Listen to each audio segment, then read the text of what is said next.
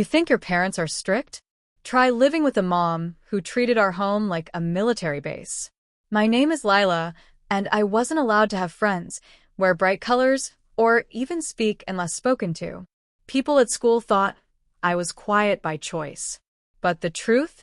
I didn't know what freedom even looked like. From the outside, our house was perfect. A clean yard, fancy curtains, everything in place. But inside, I lived by a schedule so strict, I once got grounded for 3 weeks because I was late for dinner by 5 minutes. My mom said she was preparing me for success. What she was really doing was preparing me to break. Every morning at 5 a.m., I had to recite motivational quotes from her homemade achievement journal. No phones after 6 p.m. No snacks unless they were kale or carrots. And definitely no social media. She didn't want me exposed to bad influences. The worst part? I wasn't allowed to say how I felt.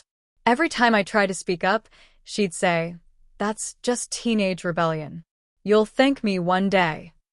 But I wasn't rebelling, I was surviving. Then something happened that changed everything.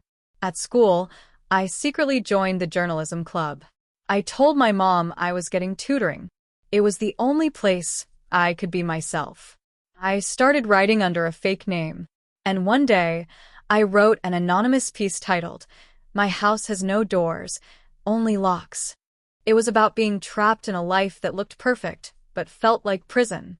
I didn't name names, but everyone felt the truth in those words. That article spread like wildfire. Teachers posted it on bulletin boards. Students whispered in the halls.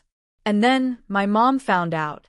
She marched into school, demanded the writer's name, and when she discovered it was me, I thought I was done for. But instead of giving up, I doubled down. My journalism teacher, bless her, helped me apply to a teen writing retreat across the country. It was for kids who'd overcome hard stuff. I didn't ask my mom. I forged her signature and left. That trip changed my life. I met girls who had lived through what I had.